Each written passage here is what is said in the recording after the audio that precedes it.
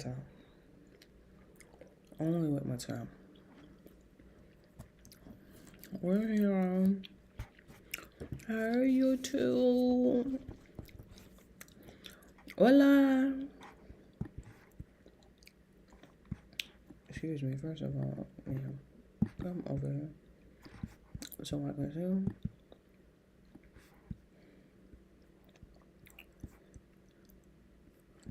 Oh, since you're trying to show my business on my algorithm business, yes, we listen to Siba every day. Every fucking day. Oh my goodness. Look who he got on the chopping block today. This guy here. Oh my good job. That was so. Oh, thank you for the engage. Somebody got my attention in the chat. This one right here, child. It was how he rolled up at somebody's house talking about, can you use the phone to call your mama? And then let him in. There is a community-wide alert. Hey, there's a man that have just ran his car into not just a group of people. What was the festivities? It wasn't 4th of July. It was some festivities that was going on. It was like a parade.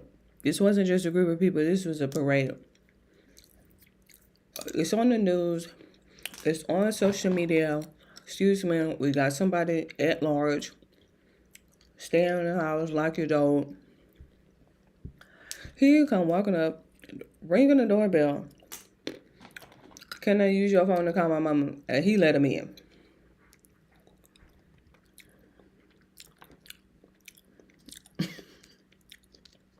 Then what happened? I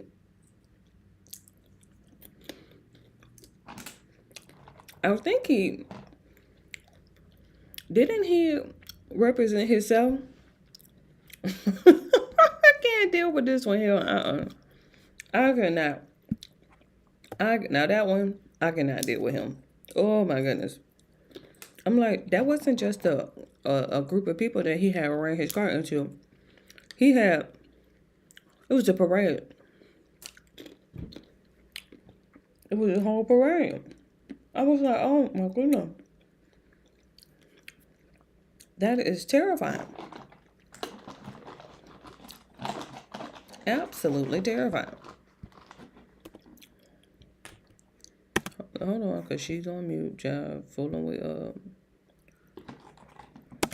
Tuesday. I'm having a happy Tuesday. I like that shirt. Talk to me. Money green. I had a shot of Baron Colt. Okay, Baron. Oh, I told you he was. Y'all seen him live last night. 19,000 in the chat. When I saw him, let me check out his stats. 633,243 views.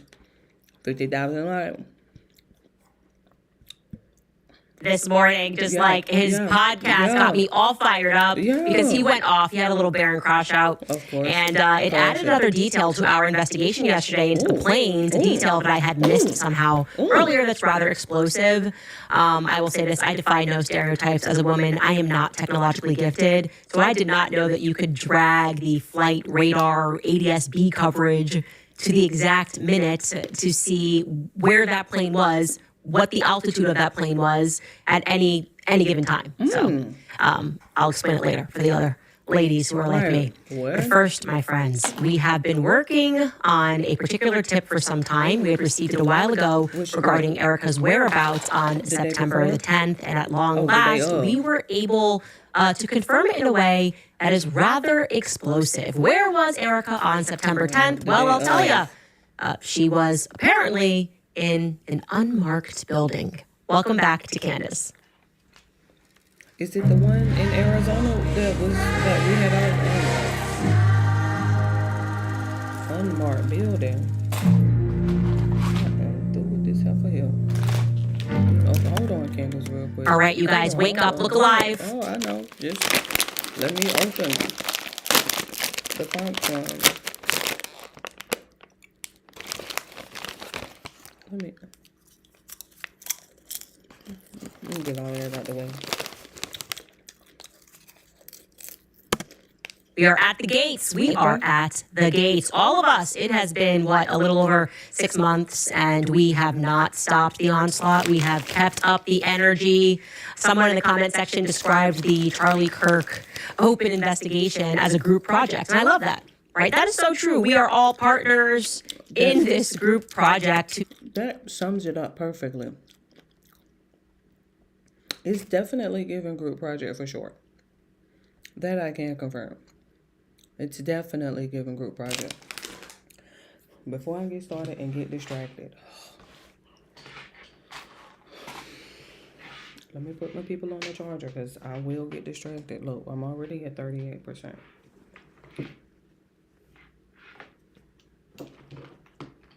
I'm already at 38%. 61%. 74%. Let me get you on the charger. Thank you for the thumbs up. I got thumbs up. Look, let me just put me on the charger real quick. There we go. Thank you for the thumbs up. Y'all. Okay. And then let me just keep this charger on the standby.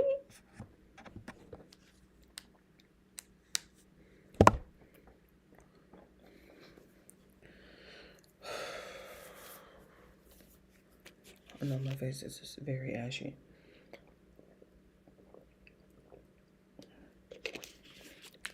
I was back there fighting Cole. You know, he got these little 2 teeth at the bottom that just came in. Maybe like last week, they had just came through. Don't breastfeed people when they get teeth. Just begin the weaning process.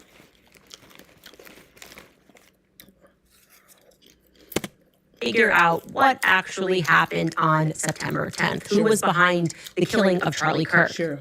Well, Baron Coleman is certainly one of the people that is in our group. His show is kind of described by some people as the after party to my show, kind of build off of each other and the work and the investigation that we're doing.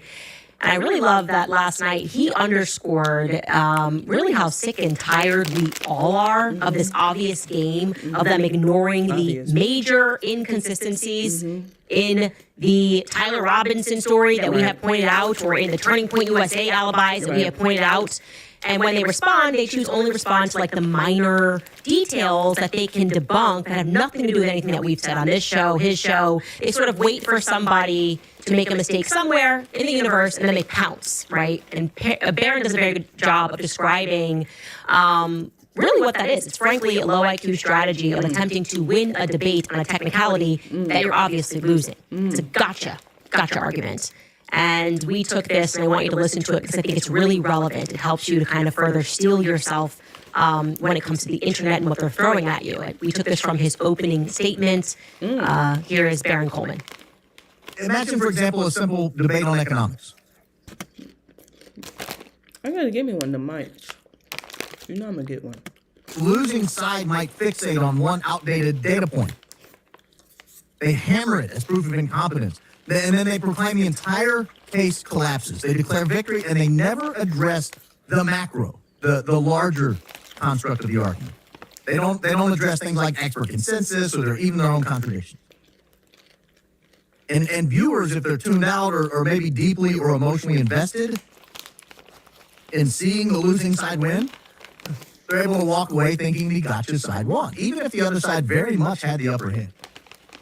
This is bad faith. This is bad faith debating. If not outright intellectual dishonesty, it overlaps with several logical fallacies. Thank you, Joe. Did you know a new heating and AC system in the greater Atlanta metro area could cost you just $110 per month? Your book had a large part in helping put this together. It overlaps with several logical fallacies, but it isn't neatly packed into any one of them. It resembles quibbling, where one side focuses on some trivial objection to derail the main point, or even cherry picking where you highlight one favorable detail and you ignore the rest. But the twist here is the premature declaration of victory. And it treats that isolated incident as a checkmate. And there's this really rookie debate tactic. It's overused and frankly very rookie. It's known as Gish Gallop. I don't know if you've ever heard of that. It's where you flood the other side with so many details and arguments that it just overwhelms the other side. It's like that, but it's different in that the gotcha victory is surgical. It's not a broadcasted approach. It's a very surgical strike. One precise strike, and then you retreat. I mean, sure, he's talking about people that are intellectual cowards. And to be clear, that is exactly what angered me when all of the frauds decided to pounce on the audio that was released. Not by me, not by Baron Coleman, but somebody released it, claimed it was Erica Kirk. And was it Erica Kirk? No. Was the person who released that wrong? Yes, extraordinarily so. But they then tried to extrapolate that error to mean that the broader picture, that all of the other curious aspects of the case which we have presented, okay, they can now safely be ignored.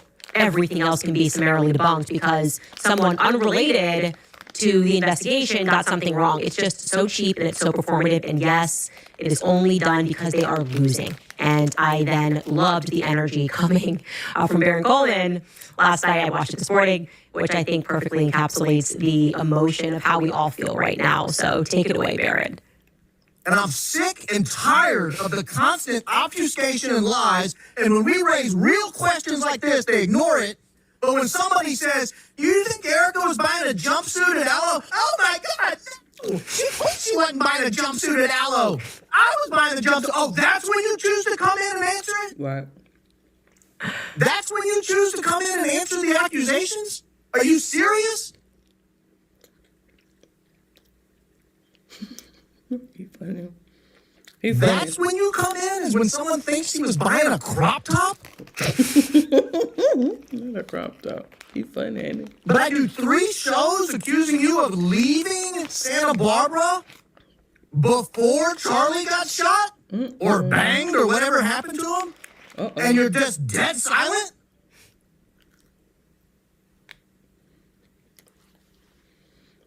In my opinion. Right. In my opinion. He's so right.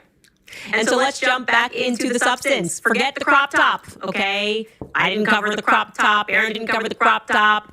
We are indeed, however, speculating with a lot of evidence which is mounting that perhaps Andrew was not on the plane that he claims he was on. More on that later. Of course, the bigger issue is that it means that Erica went on an earlier flight to Utah. Which flight? I don't know. We can't be too certain, but I do now have an explosive tidbit.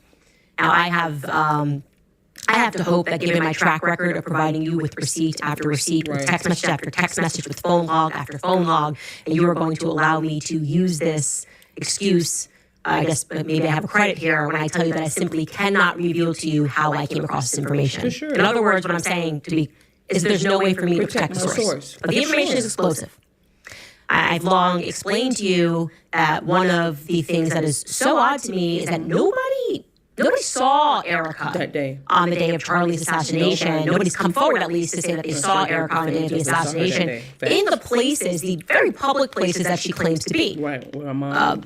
Point A, she says that she collapsed in a parking lot after her mother helped with her mother getting treatment, and she collapsed in a parking lot. Curiously, no witnesses. It's a big deal. Everyone was looking for Erica Kirk on that day. Everyone, the whole world was tuning in to this assassination, and then realized suddenly pictures. Oh my God, he leaves behind a wife and 2 kids. That's when everybody got to learn what Erica Kirk looked like. It's just not every day. Even if you didn't know at the time, you would go, "Oh my gosh!" Now I remember. I saw a blonde collapse in a parking lot. That must have been Erica. Now that she's telling the story, it looks like Erica. I mean, I saw the nurses come out and escort her, and then what? She somehow drove her car thereafter to her apartment after having the collapse. Is that even safe? What was the ambulance called? Again, no witnesses, we don't know. And Erica doesn't like to speak about it. There's no details there. Then we know that at some point she had to have raced to the airport with an entourage which included a priest. Okay, a priest. Ladies and gentlemen, it is not every day that you see the widow of Charlie Kirk accompanied by a man in clerical robes at an airport terminal. Can we acknowledge that? It's just not every day. That would be an unusual thing that stood out to you.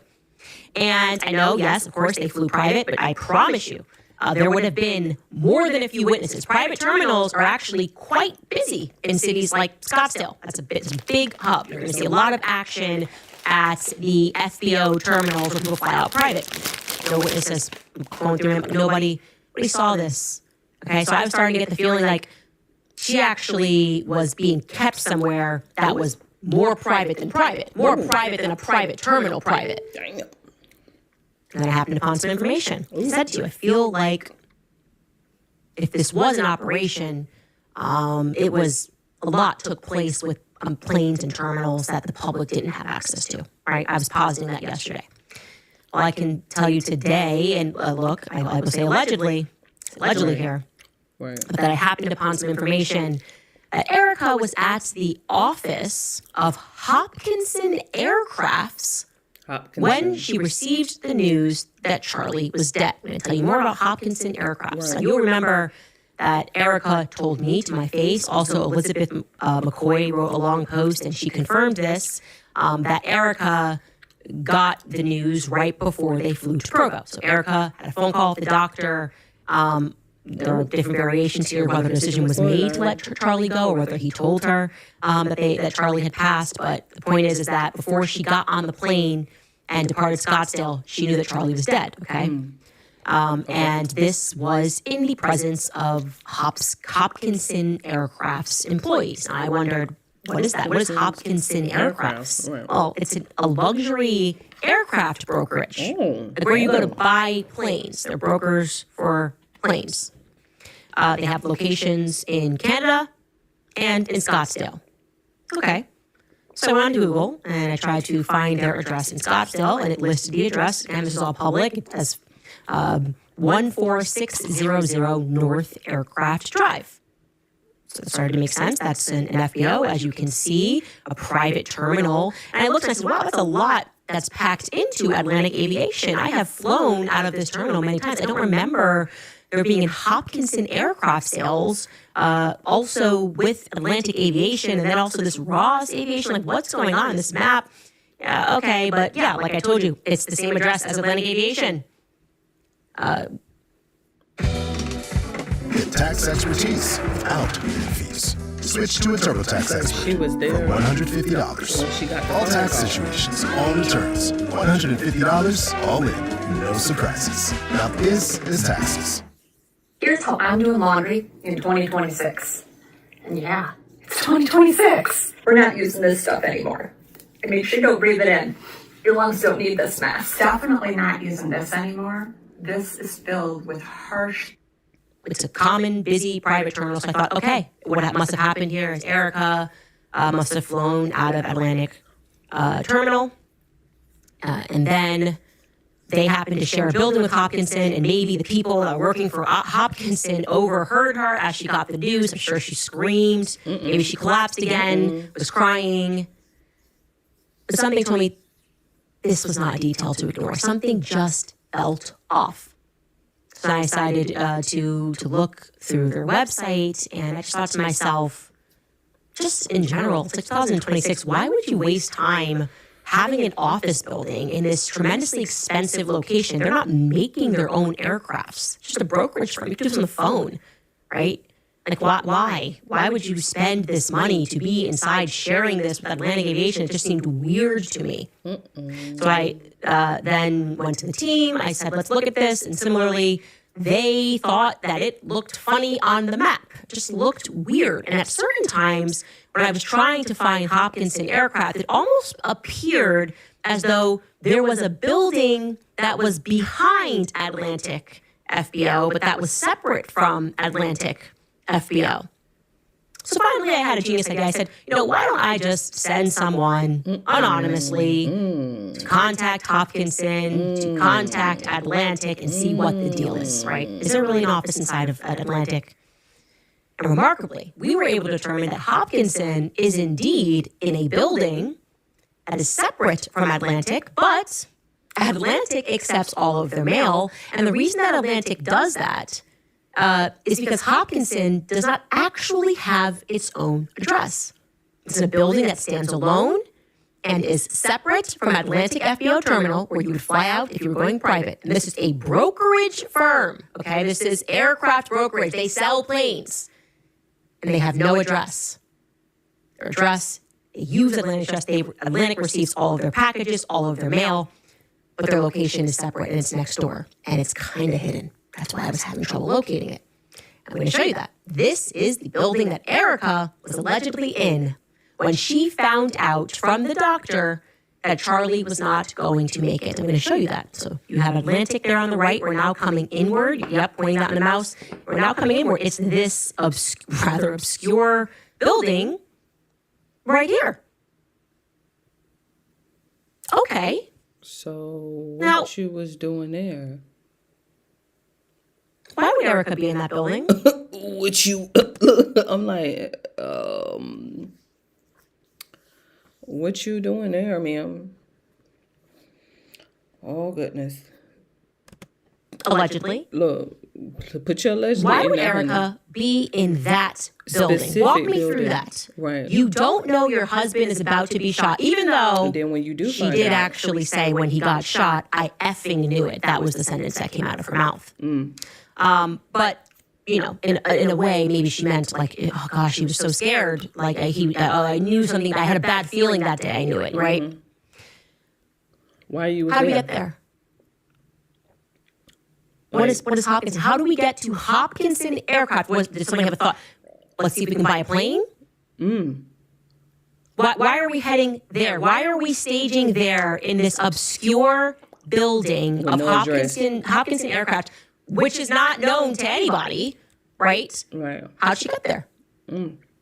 What is Hopkinson Aircraft? Why did it immediately feel shady to me? It felt to me like a CIA front, if I'm being honest. That's an opinion. It felt to me like this is not a real business, but it needs to present like it's a real business for some reason. But- And I can show you their website here. Okay? Luxury aircraft sales, premier aircraft sales, over 60 years, 3 generations of elevated expertise. The Hopkinson Luxury Aircraft. We can get started. I think somewhere if you click around, Skylar, we can find the family, the team, the Hopkinson difference. Now, what is the difference, actually? You do jet sales. Why are you in this building? Why are you in this unmarked building? You don't have to, no one needs to come to see It had you to be a to see job. what jets are available, because jets, of course, live wherever their owners live. So it's not like you're buying a used car. And you're walking out and there's going to be a fleet of used Christina. jets somewhere. It's not a junkyard Nicole, at the Scottsdale Airport. family business. What for sure. is Erica doing in that building? I would like to know. Here we go. I would like to know more about the Hopkinson family in general. Actually, if you know something, if you know this family, and you go, well, here's what they do. They really are just the difference in luxury aircraft sales. It's a data point that I think really matters, because there's something about this that feels secretive to me.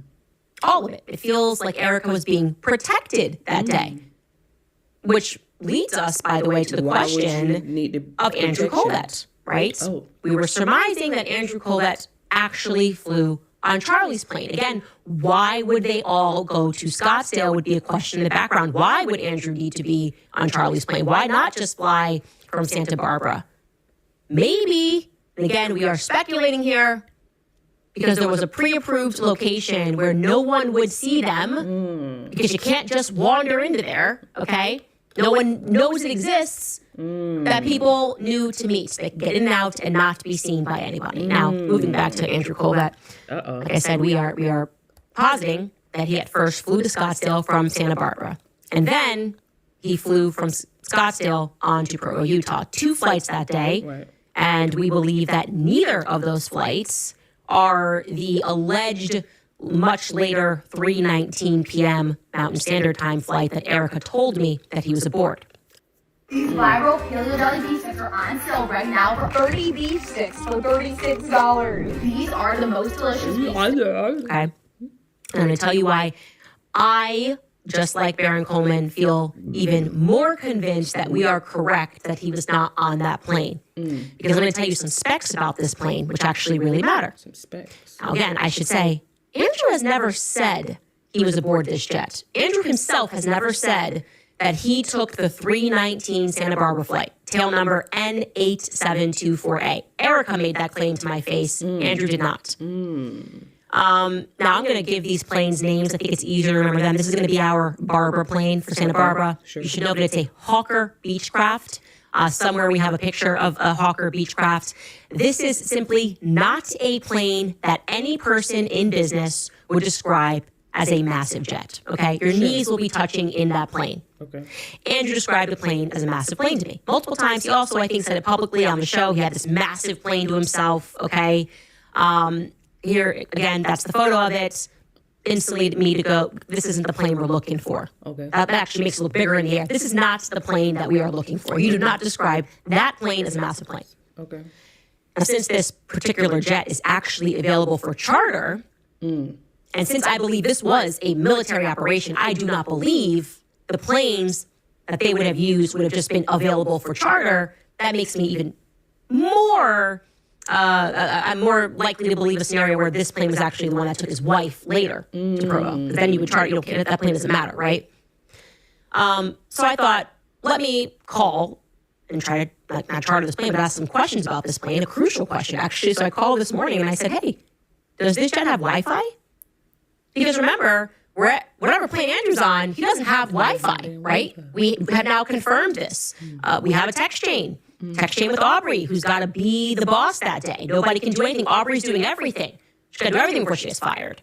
Justin jumps in on this text thread after Aubrey asks a very important question of whether or not she should confirm or deny that the email that was sent to the entire company saying that Charlie Kirk is dead. Authentic. And now the media is all messaging her, and she's like, hey, should I confirm or deny this? And Justin jumps in on the text, and he says that it's up to Andrew, and Andrew doesn't answer. And then he says to Aubrey, you're going to have to wait until Andrew's on the ground. He says that at 4:18. The implication is obvious here. Andrew is on a plane that does not have Wi-Fi. That's why he can't answer, right? Oh, that means we can rule out Barbara. We can rule out Barbara because Barbara has Wi-Fi. Again, I called this morning. The company that handles that plane charter said to me, and I quote, all of our planes have Wi-Fi. It's a big sell. You put right on the website because people want planes with Wi-Fi. So Andrew would not have been out of pocket and unable to answer if he was aboard Barbara. And it's interesting that when Andrew does come back online, he does not say that he was on a plane at this time, right? He says, my internet just came back on. Different from I'm on a plane or I just got service. I think that's how you would say it. I just got service. My internet just came back on, okay? So let's instead now examine the earlier point of that conversation and see if we can find a match. The point of the conversation where he explicitly mentions that he's on a plane. And again, I'm doing all Utah time, guys. Everything I'm saying to you is Utah time. I think it's easier to think in terms of Utah time. When Andrew explicitly mentions that he is on a plane at 3:26 p.m. Mountain Standard, right? He says specifically, sorry, on the plane, this just loaded. And he is referring to a message that was sent to him that he had not answered. That was at 1:30. Well, we can now adjust slightly his period where he was blacked, in other words, just like the dark period of Andrew. We initially said 1:30. We can actually now say 1:47. We want to be as precise as possible, 17 minutes later, because we learned that he did answer Aubrey on a separate Telegram channel before he went dark. He answered her about the press, about Laura Ingram's show. He called her, too. Then he goes dark, and he's dark until 3:26 p.m. when he says that. Sounds like he's coming into land, right? Sounds like he's coming into land. So here is our calendar slightly adjusted to account for that 17-minute last correspondence that we have of Andrew. And you can see still kind of looks like he would be on Charlie's plane. Drawing your attention to the orange there. That's Charlie's plane. And then that block to the left, you can see Andrew's unavailable. Marina tells her right around that time that he's unavailable. Okay, you got to write this statement. And he's not available when that statement goes out. So I thought, let's see if we can find a plane that flew into Provo on that day and was coming into land at 3:26, right when he says is that, yeah, my plane, sorry, I was on a plane, and the messages are just starting to load. Sounds like you're landing, right? In theory, that's what we're looking for. We're looking for a plane that had no Wi-Fi that suddenly began to receive signals because we know this. When your plane gets low enough, you suddenly start to receive all of your messages at once. And you guys, you won't believe it, but Charlie's plane matches that exact description.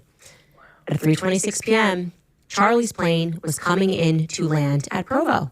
And it tells us you can go onto the ADSB Exchange website and you can see that plane got below 7,500 and it was just a couple of minutes from touching down in Scottsdale, precisely where I remember that Andrew was flying from. Big plane, that's a G5, and we can bring it to the exact minute. Take a second, take a look here. You can see, and we'll bring this up closer on the left-hand side. This is what this website allows you to do. We are looking at 9:10. We are looking at that time frame, which is adjusted UTC, which in the summertime is -6. And we can see that plane gets below 7,500 feet. If you're in your 30s, this one's for you. Salon gels are so damaging and regular nail polish chips after just a couple of... Okay, so if we are relying on this text thread, it would appear that Andrew Colvett took 2 flights that day. And neither of those flights were equipped with Wi-Fi. And that's why he was out of pocket. And I believe, just like Baron Coleman believes, that Andrew at first took the plane out of Santa Barbara to Scottsdale. And that's that Y-Refi plane.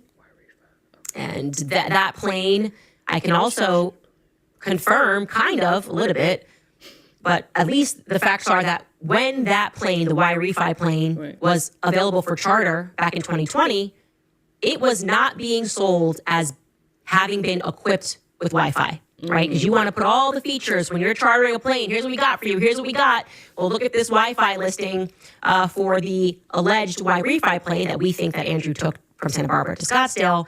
You can see on that left-hand side, they're like, hey, you've got a private belted lavatory. We can open that belt and you can go to the bathroom. We've got cabin power outlets you can charge. Here's the cabin height, 5'7", a large refreshment center. And then it says, satellite phone. Damn.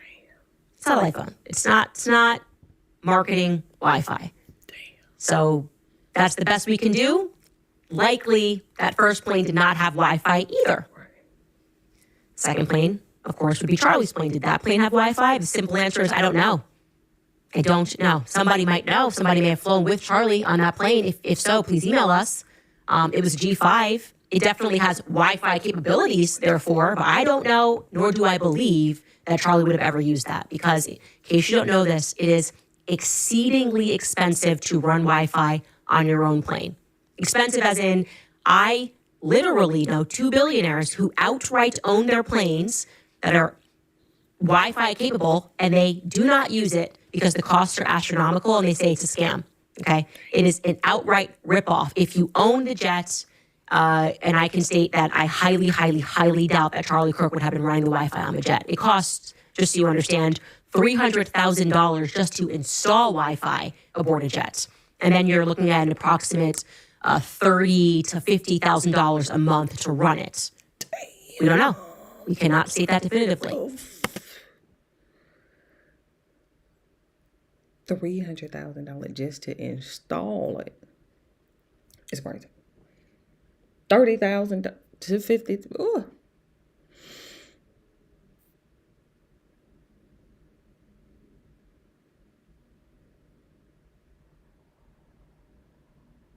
Trying to see if I can hear.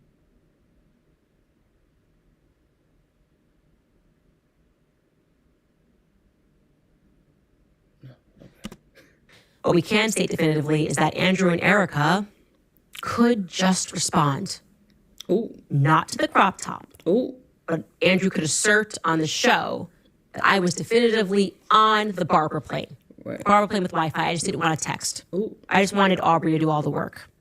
That's the plane I was on. Andrew could stop focusing on Joe Kent, and he could answer whether or not he flew in with his wife on the Barbara plane. And then Erica could chime in. I don't know why I didn't remember his wife. That's so weird. I don't know. So I know she was just right behind him. We were hugging. I was just lost in the sauce, lost in the hug. Such a great hug. I didn't know. And now I remember. Not lost. That seems easy enough, right? Are we asking for too much to get some answers here? Because we're presenting a lot of evidence. We've got text messages. We're telling you that she was in the Hopkinson aircraft building, unmarked thingamajigger. Could they maybe stop instead trying to tell us and getting angry about how much she loves Shabbat Shaloming and respond to what we're presenting on the show? I will say, and this is interesting, and I'm going to get to this after the break, that Andrew Colvett does have one possible alibi that day, which could, if we can prove it as true, it would mean that he was actually in Santa Barbara during the time that our Y Refi plane flew out to Scottsdale from Santa Barbara. I'm going to tell you about that potential alibi and why I am moderately suspicious of it when we get back from a brief break. All right, you guys, you see the headlines, you read the stories, and then the impact shows up in your own numbers. Balance is rising and fees piling up. Minimum payments are designed to stretch debt out for years. That's why you need to check out PDS Debt. Whether you're struggling with credit cards, personal loans, or medical bills, PDS Debt has custom options to help you get out of debt. They go beyond the numbers to understand your unique financial situation, and they craft a personalized plan that's designed just for you. There's no minimum credit score required. Candace at checkout. All right. So something of interest that I learned while watching Barron's Show, I don't know how I missed it, is that Andrew does have just one thing that could serve as an alibi on September 10th. It would mean he was not on our Y Refi plane from Santa Barbara to Scottsdale. A strong alibi it would be if it was true. It would make it, like I said, impossible. And that's the fact that Andrew hosted the first hour of the Charlie Kirk live show on September 10th, all right? Here is a clip of him explaining that to a New York Times reporter named Ross Duthaw. He reported how him subbing for Charlie came about. Now, note, just a little side point here. He's going to effectively admit that Charlie couldn't stand Ben Shapiro and was annoyed that he had to interview him the day before because Andrew's the one that booked him, which I've been saying from day one, but it's refreshing to kind of hear him acknowledge it without saying Ben's name. Take a listen. So the day before, actually, I had booked an interview for him that he was not super pleased that I booked for him, but there was a good reason for doing it. But he was like, you know what? I'm tired now, and I want to focus on the tour tomorrow. So you're gonna guest host the show tomorrow. So I guest hosted the show that morning. It was, uneventful, and we had a pre-record for hour 2, actually, so it's probably too in the weeds, but he's texting me on his way, and he's going over talking points about polygamy, because he's going to Utah, and why is monogamy important, and we're just rapid fire. These are our thoughts on why monogamy is advanced societal tech, and it directs the killer app of Western civilization. Exactly. Yeah. It directs male energies in the right direction, societal building, all these things. And that was about, I think it was like 33 minutes before he was killed. Exactly 33 minutes before he was killed. Not a minute over, not a minute under. 33 shit. It's 33. 33 hours. It's 33. Anyway, it's interesting. He says, I don't want to get too in the weeds. I'd like to get in the weeds. I like the weeds. I just want to get a weed whacker and go through them all, actually, because that's interesting. Because he's saying Charlie texted him. And Skylar, I know we scrubbed through. Did you hear, was he discussing monogamy on that episode? If you're a dad watching this and you don't have life insurance, we need to have an honest conversation here real quick. I get it. We'll have to go through and double check. Maybe he was. He said Charlie is texting him notes, so I'm going to fact check that more for tomorrow's episode. But here is a still, so you can see that from the episode that he did actually end up hosting for Charlie. And I wouldn't have thought twice about this. I would have said, okay, great, he was live in this hour. Why is this alarm going off right now? Hold on, give me a second. That's crazy. Look, oh my God, now that is crazy.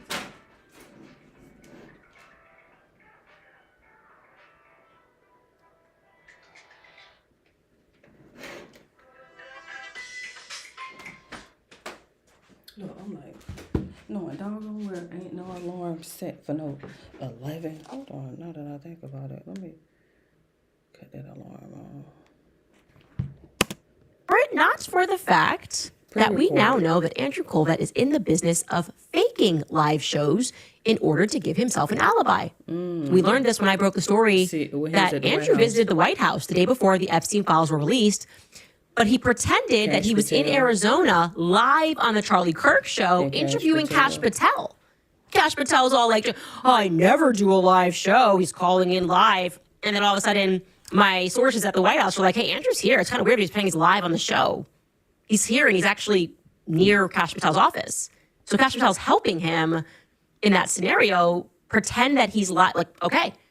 So I'm not saying that that's proof that he faked the live on September 10th. What I'm saying is I would like to confirm that he didn't. That's fair. This is an investigation. I'd like to confirm that he did it and that was indeed a live show. Some other interesting things. So on this particular episode, he interviews Nick Shirley. Nick Shirley is an independent journalist. And I should say that this is a very big booking for Nick Shirley. Nick Shirley is just 23 years old. And at this moment, when Andrew was interviewing him, it's before Nick goes mega viral, right? In the weeks afterward, he goes really viral for discovering fraud in Somalian daycare. As you may have seen that story going around, and people were outraged about all of this fraud. So why exactly did Andrew book him and interview him? Well, Andrew is going to tell us why in the lead up to their interview. Take a listen. I am so excited about this next guest. His name is Nick Shirley. He's an independent journalist. You can follow him on X at Nick Shirley. That's SHIRLEYY. Maybe we can help him get rid of that second Y. And then on YouTube at Nick Shirley as well. Nick, I saw your footage and I was blown away. And so just really quick, before we get into the footage, introduce yourself to the audience and what it is you do. Yeah, my name's Nick Shirley. I'm an independent YouTube journalist, and I go all across the world, not just the United States, but all across the world, showing the realities of things as they really are, whether it had been the migrant crisis or the fentanyl crisis or asking people who they're voting for. I go to all the locations, or just doing ride-alongs with gangsters in Chicago as well. Yeah. Okay, so this I saw it, I was like, this is like, it was some of the most incredible footage. Okay, so he's blown away by what Nick does. And Nick has definitely accomplished some amazing things as a 23-year-old. He also claims that within 48 hours, he managed, among many other accomplishments, he infiltrated Rio, Brazil's most dangerous gang. I'm not kidding. He did this in just 48 hours. I'll let you listen to Nick explain it. Take a listen. Through the course of 2 days, I was able to get access to one of Rio's largest gangs, Comando Vermelho, and befriend a few of their soldiers who are so dangerous they cannot even leave the favela. Lots of strange things happened to find myself on top of Brazil's largest favela in a destroyed house interviewing gang members of one of the largest gangs in Brazil. Okay, I'm just going to say I don't believe that at all. I'm sorry. I just, it's so stupid. I'm not even gonna tell you why I don't believe it. It's like if you don't know that that's stupid, that he infiltrated the gang in 48 hours. That's so dumb. I'm so tired of dumb. That's not how that works. Okay, you don't just go up to gangs on the street as a nice looking white boy with a camera and say, hey, I just wanted to sort of see what you're doing here. What's going on? Okay, let's just stop. That's stupid. Of course, that's dumb. I'm sorry, Nick. I know you're young. I hope, whoever is your contact that has you infiltrating Antifa and infiltrating El Salvador at the age of 23 years old. It just feels like Sean Penn young to me. Sean Penn's always there with the cartels, never gets hurt, always is a part of a movie. I don't like stupid. That did not happen, okay? That did not just happen. He didn't wander into a favela and meet up with gang members with a camera. And they were like, it's cool. Come here, see what we're up to. Anyway. Some other interesting facts about Nick Shirley is that he is also a member of the LDS Church, sometimes referred to as the Mormon Church. They say they don't use that term anymore, the LDS Church. And he also happens to be from Utah. So I thought, since I don't really care about what Nick does for a living or who his contacts are over in the government that clearly got him this access, I just want to confirm whether or not he did that show live. Okay? So I reached out to him before this episode because it's very easy to get Nick on record saying, yes, I can confirm I did a live between the 9 a.m. And 10 a.m. Pacific hour on September. That's crazy. She gonna reach out to Nick. Or 10th. That would be a solid confirmation that I could get in writing from Nick Shirley. So I'm pursuing that. I have not yet heard back from him. I sent it this morning, so it might take him some time to see my message on X. I think that is something we should be able to easily confirm, right? This is not your typical running shoe. The Adapt Runner is built for people who are on their feet all day and want to feel good doing it. The zero drops. Right? That seems pretty fair. If you have any information regarding this, please email us at moretips@CandaceOwens.com. Anyway, I want to make sure that I also show you this updated list of all of the planes that we have been speaking about so that you can take a picture and examine them yourself. You know, I like lists. I like things that are tidy. So these are the planes, and I'm kind of giving them names now. We've got that Y-Refi plane. That's what Erica said. She said that it was Y-Refi CEO. It could be Erica Kirk and Tyler Boyer. I will say this. I do believe Erica Kirk flew with Tyler Boyer. And another person told us Tyler Boyer was in earlier that day and had taken a meeting in Utah, but I have not been able to confirm that with a first-person account. But I find that interesting, and I do know Erica Kirk and Tyler were together. The second plane, actually, I guess I haven't named this. This is a very interesting plane. We actually should talk about this N40JD plane that gets into Utah. Again, all of this is adjusted for mountain time, okay? So we're in Utah time. It leaves an hour after Charlie gets shot from Scottsdale, and it lands into Provo, so that very much could be Erica. And why I like this as an option also for maybe Erica on this plane is that it's owned by a person named Jason Knupp, and it appears that that is the chief commander of the Naval Surface Force in Atlanta. So that's an interesting jet there. That's owned by Jason Knupp. And yeah, I just want to put that out there. We don't know who the passengers are on that plane. I did not get names for that. We have obviously Charlie's plane. We have the alleged passengers. I don't buy that. I think it is way more likely that the messages reveal. We have enough evidence to at least suggest that Andrew Kovett flew on that plane alone, actually.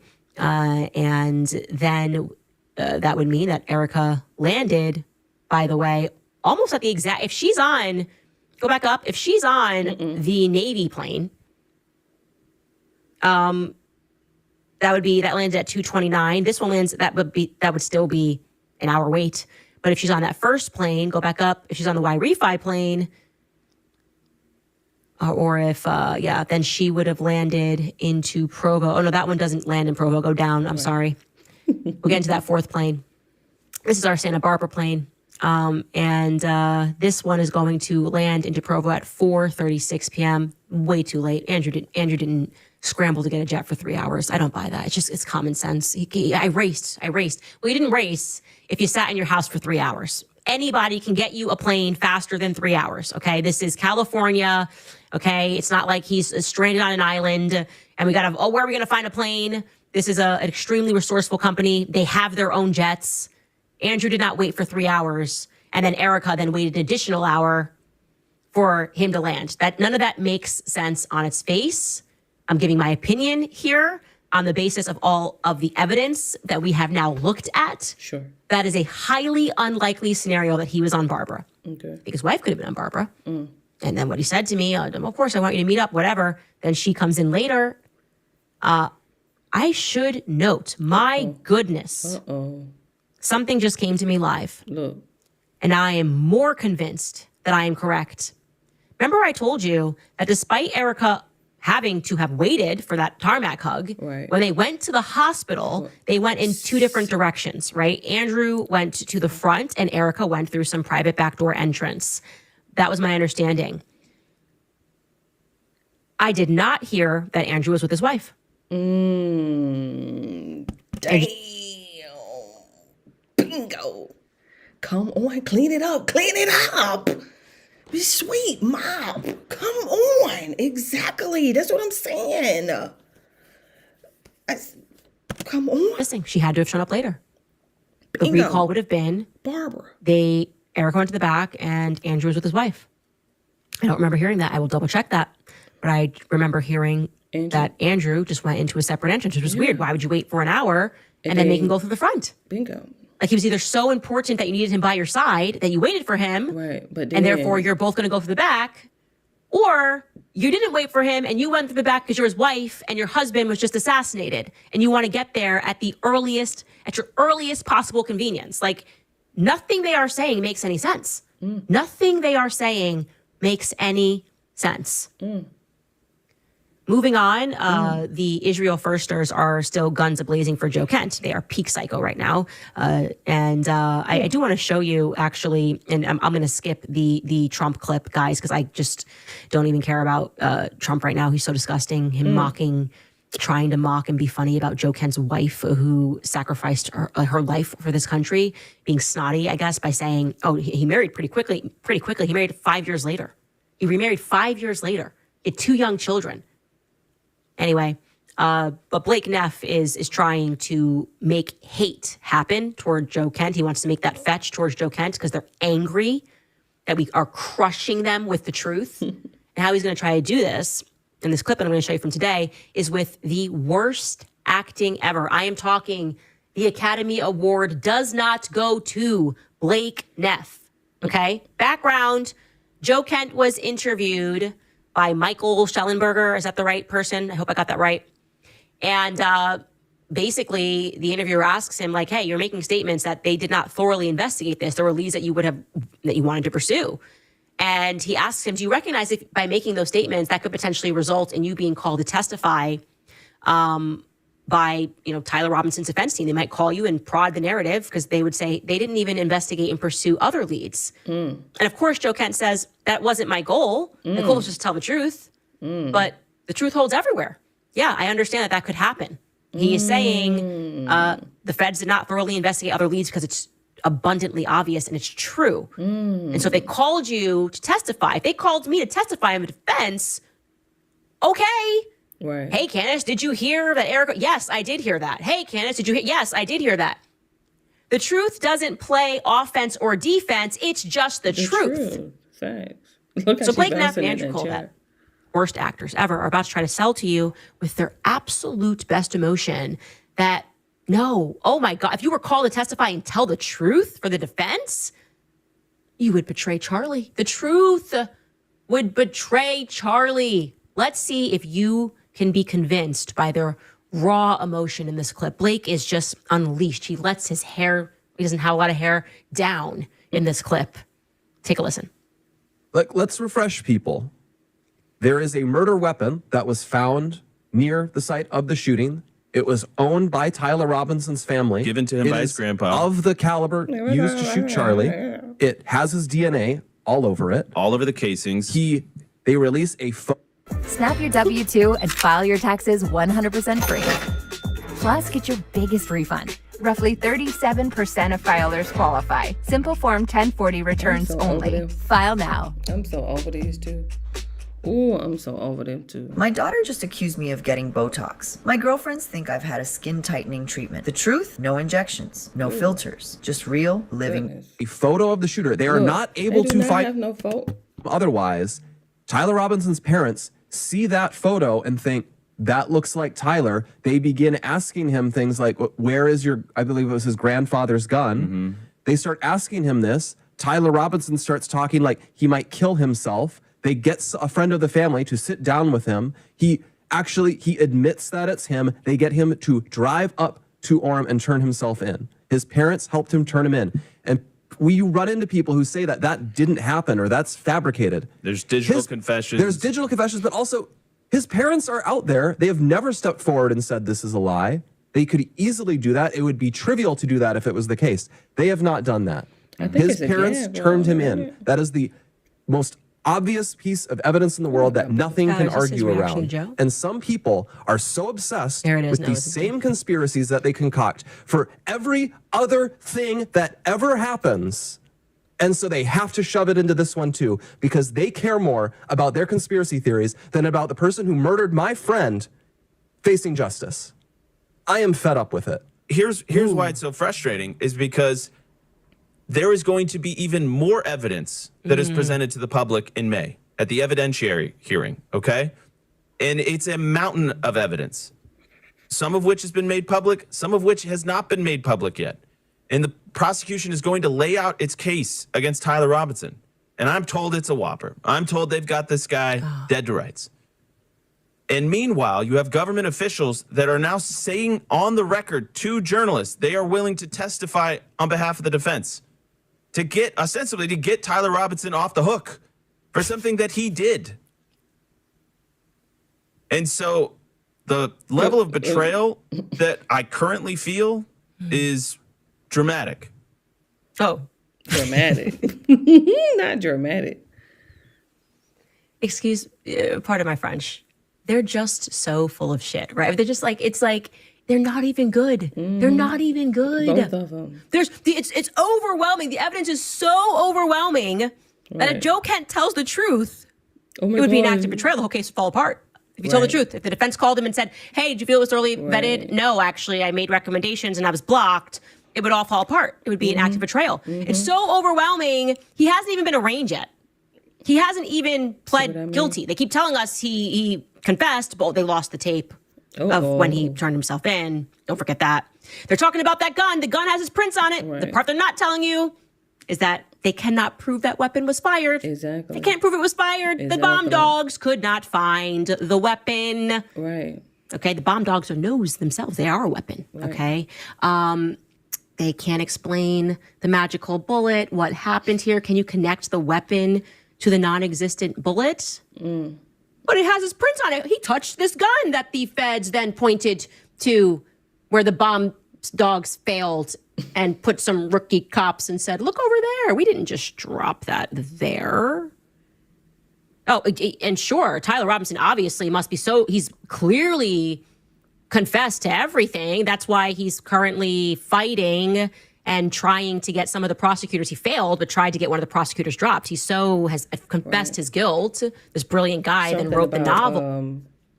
One of the prosecutor's daughters was there. He was there in at UVU. Conflict of interest or something. Alleged, but obviously. He hasn't even been arraigned, and they're saying he's guilty. Look. So they're saying there shouldn't even be a trial. He's so guilty. And the idea that anybody would tell the truth on the defense side, they're overwhelmed because the evidence is so overwhelming. It gets bigger every time they talk, by the way. Now it's a mountain of evidence. It's a mountain. So undeniable that if Joe Kent simply told the truth and said, yeah, I would have liked to investigate some other leads, and I was blocked from doing that, it would all fall apart, as mountains do. You know me. If you just go stand up next to a mountain and tell the truth, the whole thing will crumble in front of you. It'll be like Building 7. Just emotionally just collapse. And probably have Israel behind it. Truly. That's what I would say. Anyway, are you feeling overwhelmed? Because they keep saying the talking point. It's overwhelming. It's so overwhelming. We have the messages that sound like they're written by the feds. I am overwhelmed. I am so overwhelmed that we're going to have to go to break because I just feel myself choking up with a lot of overwhelming mountains of overwhelming. We'll be right back. All right, you guys, have you ever tried keeping up with crypto? It moves all the time. Midnight, 2 a.m., 3 a.m., the market apparently never sleeps. And if you are like most people, you do. Here's the problem. Most crypto platforms just give you an account and say good luck, but that's not really investing. That's guessing. That's why I want to tell you guys about Block Trust IRA, a crypto IRA that's designed for everyday Americans, especially if you're new to crypto or you don't have time to watch the charts all day. Their system uses smart AI technology to monitor the market 24/7, automatically adjusting your portfolio to help manage risk and to protect your gains when things get volatile. So instead of reacting emotionally or...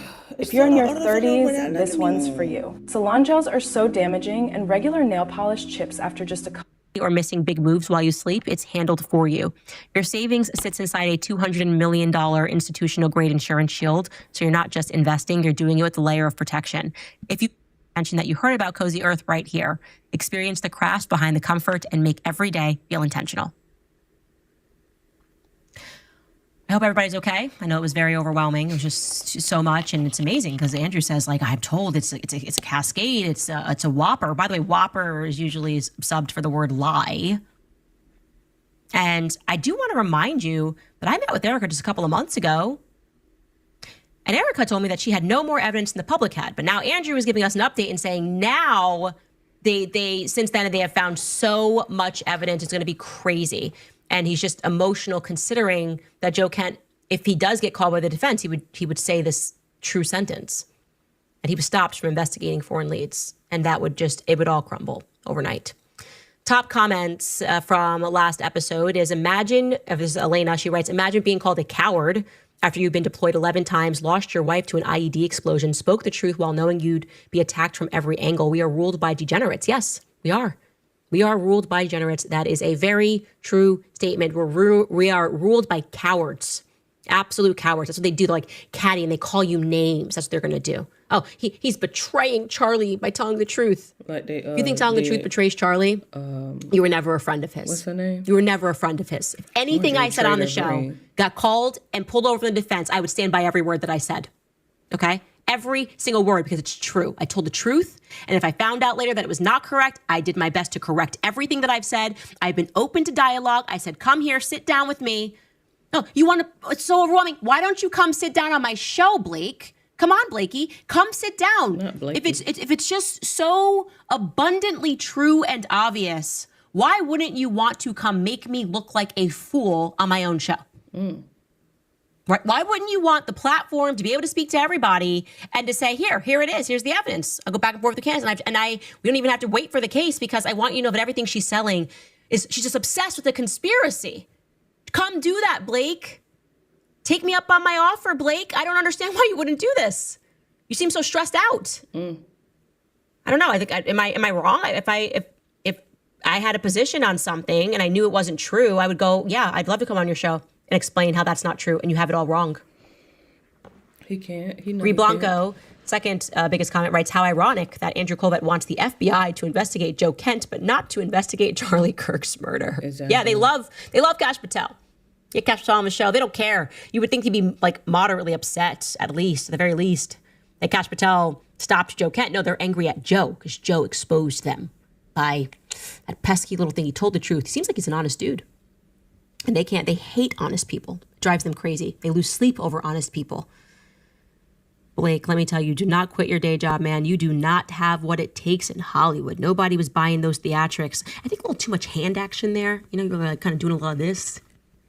The conspiracies are so obsessed with their conspiracy. It wasn't working.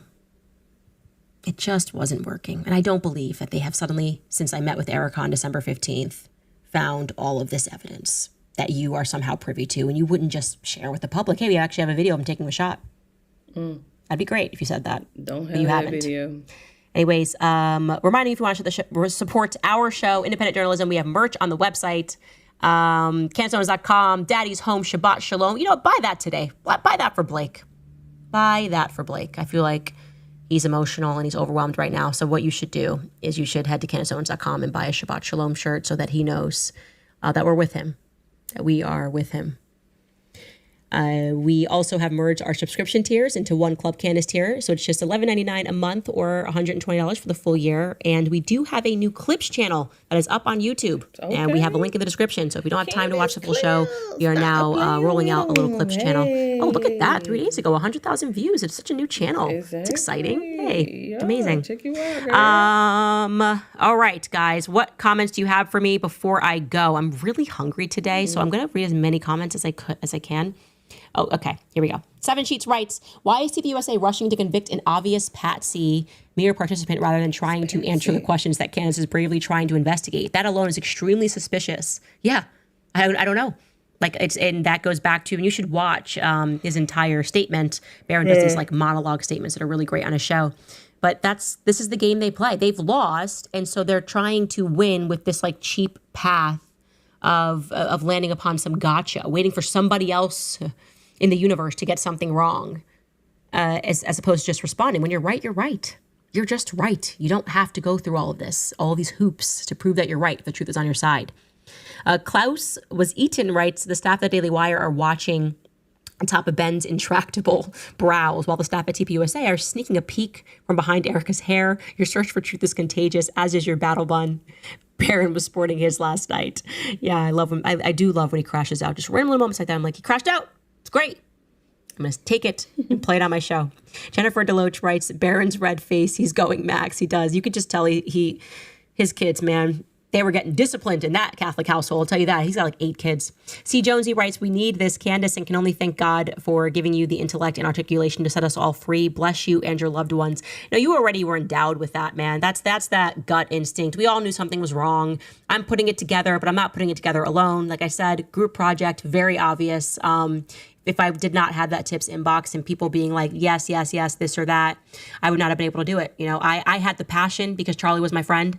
Right. And I couldn't believe what I was seeing. I couldn't believe, you're just hearing Andrew, he was not very upset about the interview. They were just going to let Ben take over Turning Point or something. Erica just let him open. Worst kept secret in the history of the world is that Charlie Kirk couldn't stand Ben. Very few people can.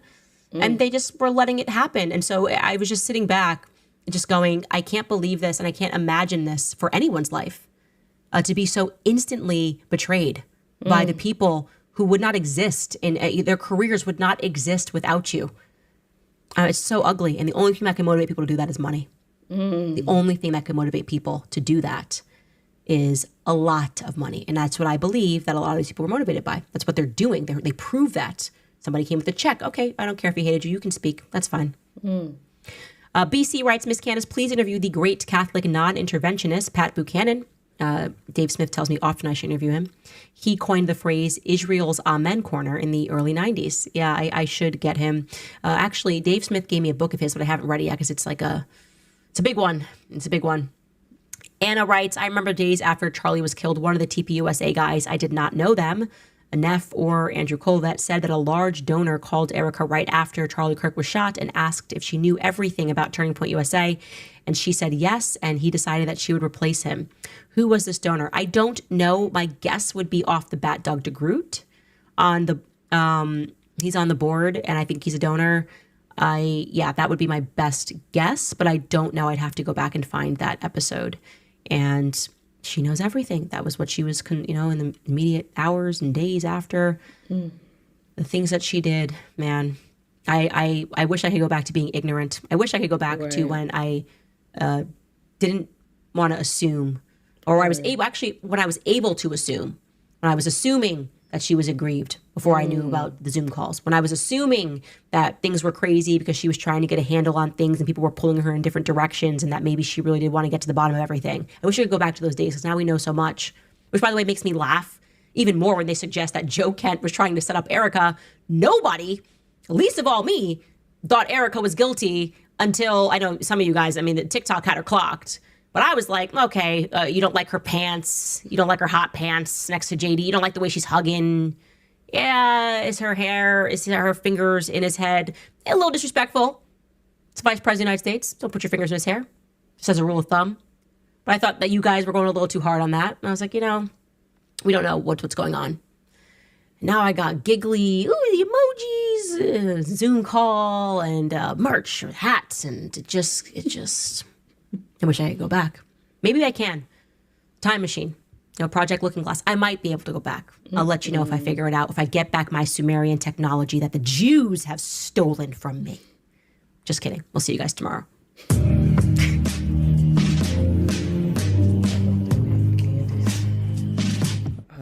I'm talking about way before she came on YouTube with her own show. Oh my God, I love that damn Candace, Lord. Let me see what's going on over here on this YouTube. Let me come on in and give me a little thumbs up around here. I like that background. Shout out to Seth for the background. Oh, I know that's a good one. I know that's a good one.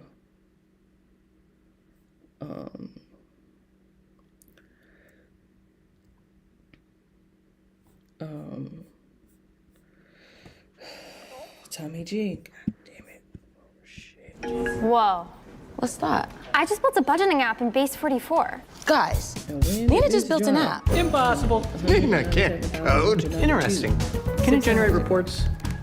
It can now. Nice. So you're saying we can all build? Today we are investigating some of the best stock traders in the world. You might think we're heading to Wall Street, but nope, we are headed to our nation's capital of Washington, D.C. In this episode, we look into people that claim to be public servants, but behind the scenes are using their position to make mountains of money in trades that many would say involve privileged or insider information. Now, to investigate this, we went through hundreds of documents and spoke to experts ranging from U.S. senators to citizen journalists who have dedicated themselves to tracking how our our politicians trade. Folks, today we will be highlighting some of our nation's worst offenders. We will look into politicians that are outperforming hedge funds, buying oil and defense stocks just before U.S. intervention in a foreign country, and even someone who tried to profit massively off betting against the very U.S. economy and people they claim to serve. And today you'll learn exactly what enables this un-American behavior, and then you'll join me as I march into these political offices to publicly hand out awards that our dear civil servants have earned. Let's get to it, but first a quick word from the sponsor of today's episode.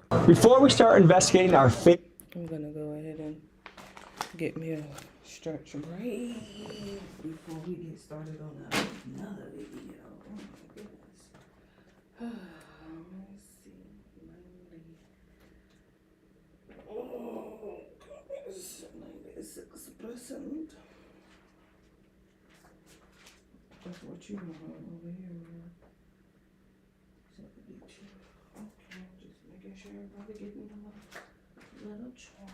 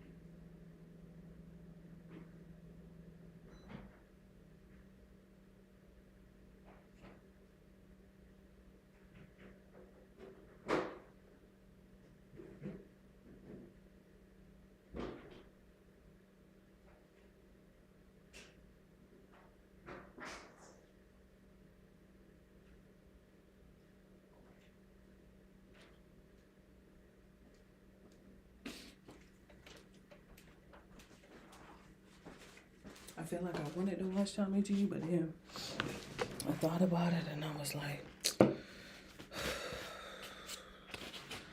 me just public servants in action. First, let me tell you about the sponsor. Real quick. All right, go ahead, pause. Today's episode, AnyDesk. Think of it as a teleportation device for your computer. Here's how you could use it. Let's say I want to check and see what my editor Miguel is working on right now. Use my AnyDesk application, and what do I know? I see that he's looking at furry costumes again. So I gotta call him and let him know to get back to work. Or let's say my grandma calls me and she doesn't know how to work her computer. I can't drive an hour there just to tell her how to reboot it, start it back up, and open the browser. You use AnyDesk remotely to look at her problem and solve it for her. The team at AnyDesk doesn't like scammers. In fact, they are a proud sponsor of anti-scamming channels like Jim Browning and Scammer Payback. And the cool thing is that AnyDesk is free for personal use, and they offer custom plans if you become a business client. So if this sounds helpful, try it out for free by using my link. Their pepperoni cheesy bread isn't that bad either. I mean, it's obviously not Domino's, right?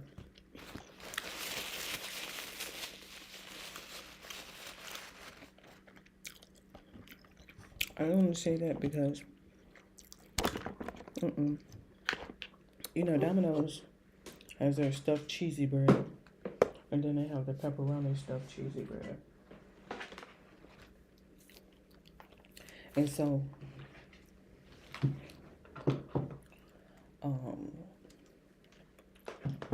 I don't know why they don't have the bread bowls no more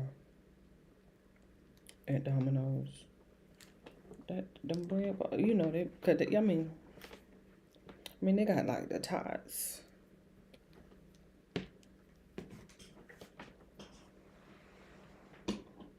Now, chicken in, chicken bone in, bone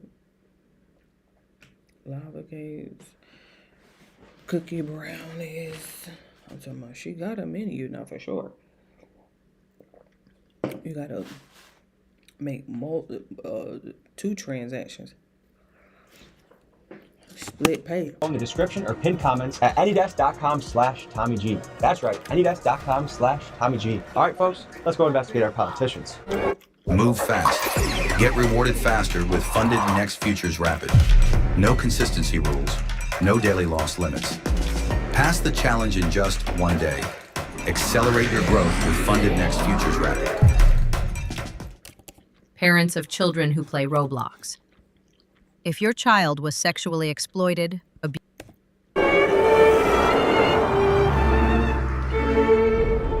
but, you know,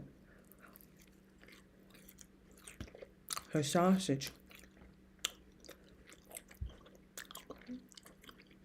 on that thin crust.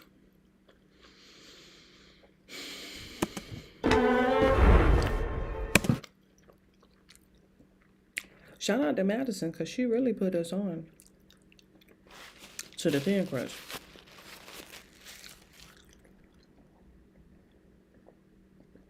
And then Seth started liking it. And then I started liking it.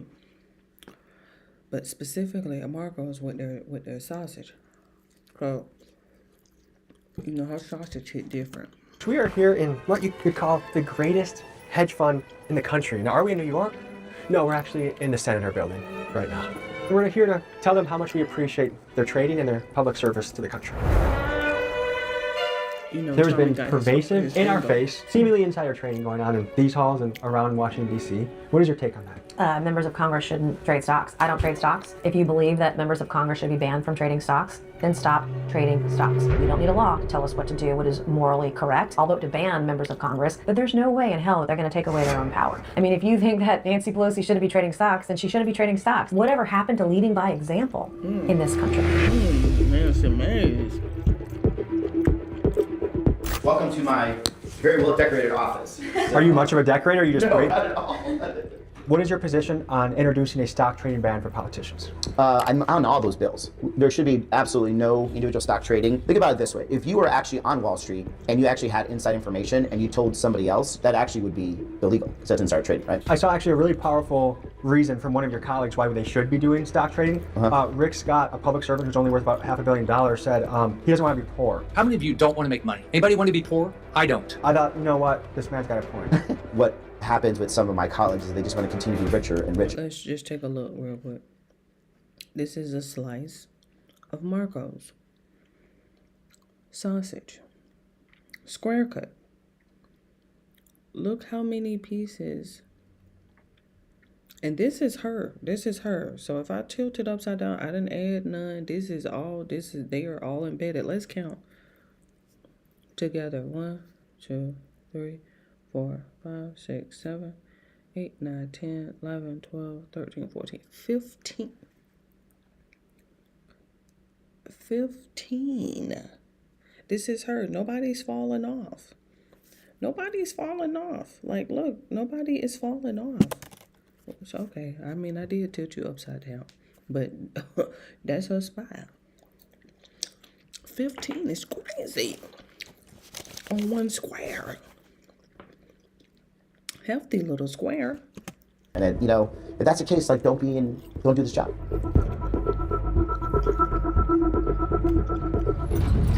I don't know about you guys, but I work 40, 50, 60 plus hours a week. I would hope that these senators and representatives doing the work of their country are putting in just as much as that. And so it makes you wonder, how could you possibly put in full-time hours and you still have time to do multi-million-dollar stock trades? I mean, how much more obvious do they want to make it that they're cheating and using inside knowledge? When are politicians going to listen to what we, the people that put them in office, actually want?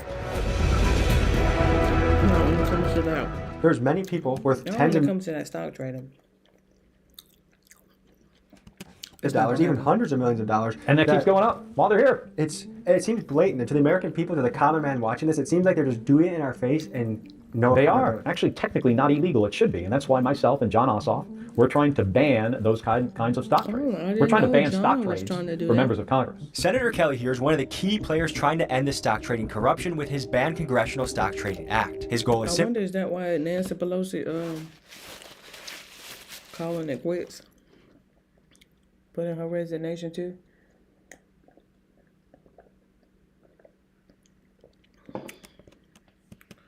force every politician and their families to completely sell off their stocks or lock them away in a blind trust. He thinks you should either serve the public or be a stock trader, that you don't get to be both. And it's people like him that keep me hopeful about our future. Are they not ashamed? Are they not? I mean, I would be afraid. Like, I feel like there should be more public heckling, more public accountability for the people that are doing this. I don't know how I could call myself a public servant and I'm worth tens of millions of dollars off my inside information. Like, what is going on with these people? I think there's no shame in some of them.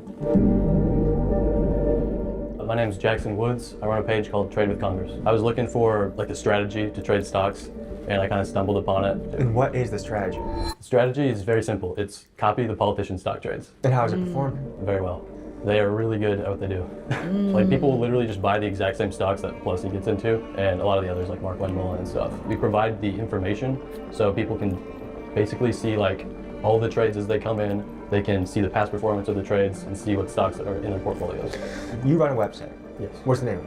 Altaneer.com. For anybody that wants to copy the trades of politicians, you can use code TOMMYG for 50% off your first month or first year. Not financial advice, but I hope everyone gets rich like our politicians. And tell me about this disclosure period. It says they must disclose their stock trades between 30 to 45 days. And what happens if they don't? They get a $200 fine. A whopper of a $200 fine, huh? Folks, what Jackson is referring to is this. According to the Stock Act, members of Congress have exactly 45 days to disclose any stock trades to the public. And if they violate this rule, they get hit with a laughably low $200 fine. Just take Alabama Senator Tommy Tuberville. In his first year in office in 2021, he was months late reporting over 130 separate trades worth nearly $3.5 million. And of course, it's no surprise that a $200 fine did not stop Tommy and his colleagues from trading like the Wolf of Wall Street. And reminder, folks, if we did similar behavior, we'd probably be going to jail. Smart founders know something most people miss. Get your domain name even if you're not ready to launch your business. With Wix, you can grab yours now and then get to work. Here's why it matters. Back in 2019, I had this killer business idea, but I delayed getting the domain name because I wasn't ready. That was a huge mistake. Someone else grabbed it, built the exact... We're gonna look through some of that.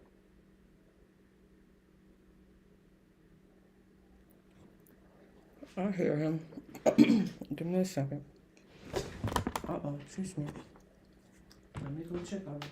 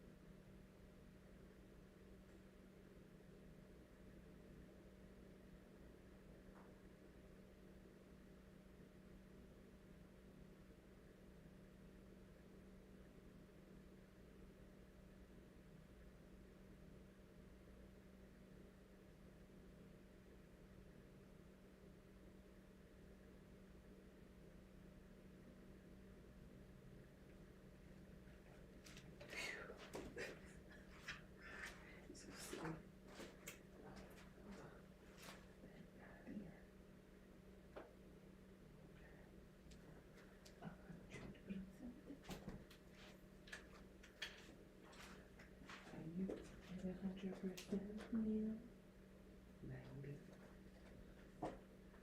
close. Very close. Let's see if I can swap your block out here. Let's see.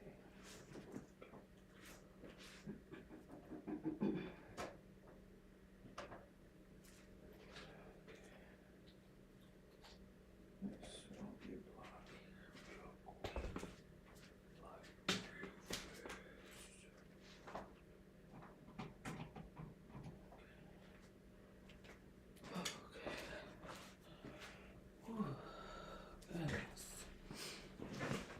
Man.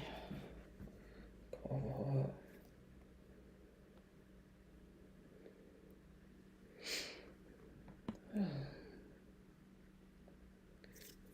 He needs some milk.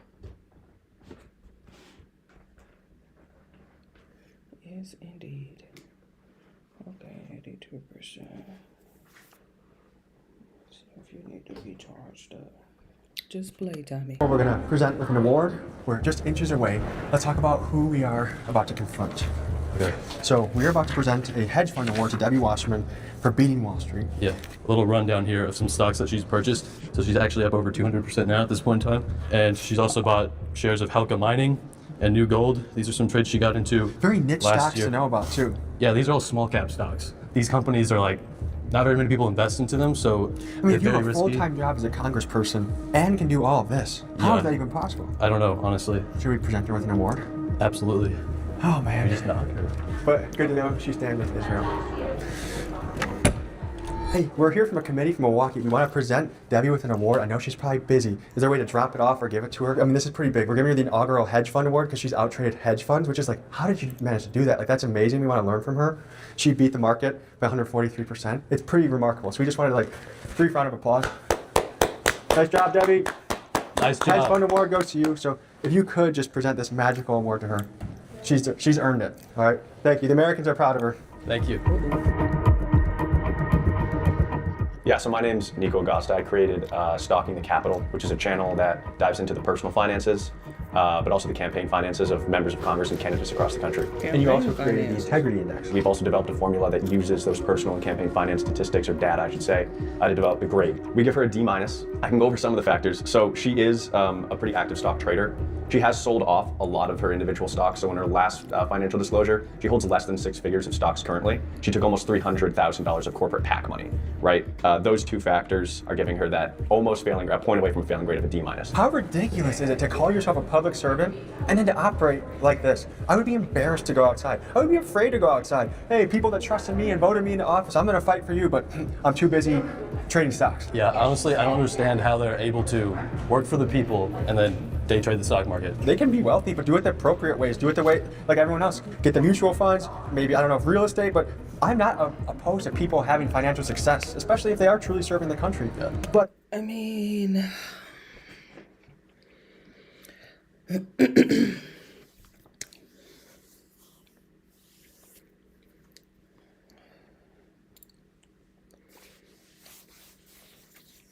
it's almost like a double-edged sword when you think about it. should do it the right way. That's not egregiously in our face. It's a spit in the face because we already know how our tax money is spent, and we know how much we're taxed, and it makes us sick. And then when we see all this, if the government's functioning wonderfully and she was doing that, I might not even care at this point. But it's so terrible, and you're doing that in our face. So Debbie, enjoy the hedge fund award. You've earned it. We went back past Debbie's office. We noticed the door's locked now. Debbie, you know what? I won't air this clip if you just give me some of that knowledge. Oh wait, but then I would go to prison. So wait, how does this work? If you see someone at a grocery store, on the street, or you can come into this office too, until they change that policy, we all can hold these people accountable, and we should. So, on to the next. And I just have to say this disclaimer.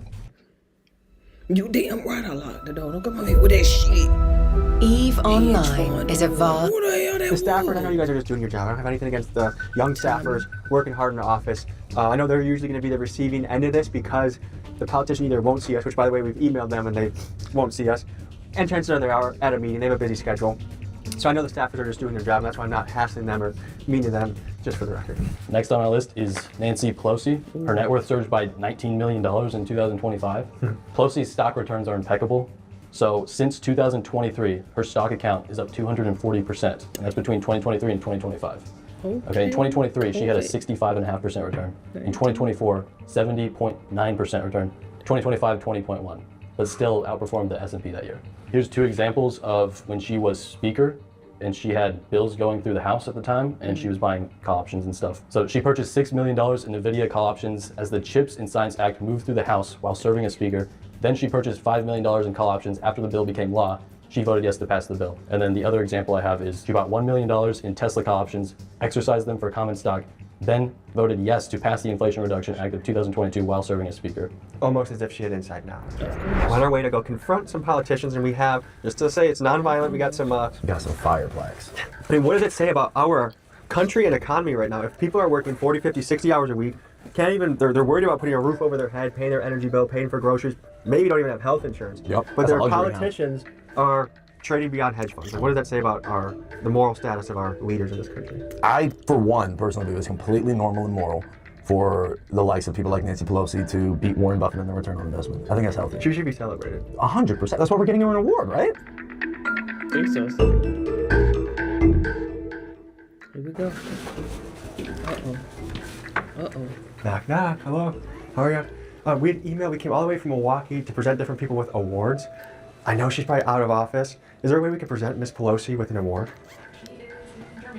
Ooh, man, it's such a remarkable award. You think about people that have been public servants for a long time, like what, since 1987? We're giving her a Lifetime Achievement Award in trading. The return she's gotten, better than hedge funds for so many years, is so remarkable. And it's like, Look to do at that her as a face. Look at her face and then look at his face. Ooh. servant, it's like, you're working overtime for us, the Americans. Yo, look, I caught it, dude.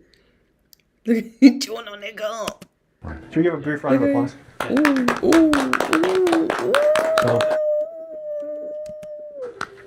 She look, recording is not allowed. She look like she is emailing security. Get their ass out of here. Oh, is it? Well, insider trading's not allowed either. So, Nancy. Ooh, Tommy G. Coming through with the clapbacks. This one. Big shout out, Nancy. Is for you. Nancy, you're great. Americans are really rooting for you. Thank you, guys. In 2025, her net worth surged by $19 million. Last year, she bought Tempest AI call options. Within the first 30 days, it was up 180%. Normal. No. She had lots of call options too, right? Like NVIDIA? Oh, yeah. While serving as Speaker of the House, she bought NVIDIA call options as the CHIPS and Science Act moved through the House. And what this bill does is it provides funds to support the domestic production of semiconductors. So, direct conflict of interest there. Wow. And her career could be labeled as direct conflict of interest. So we're gonna do the numbers, guys. So she came into Congress at 1987, worth $3 million. What's she worth now? Worth now $317 million. Well, I feel like Nancy really earned that award. She really did. Gets an F. Her score is higher than most people would think. She gets a 53.9. That's because at this point in her political career, she's not taking as much corporate PAC money because she is retiring, right? So I think it's. You can't record in the office. Oh yeah? You can't insider trade either. This is not in Okay.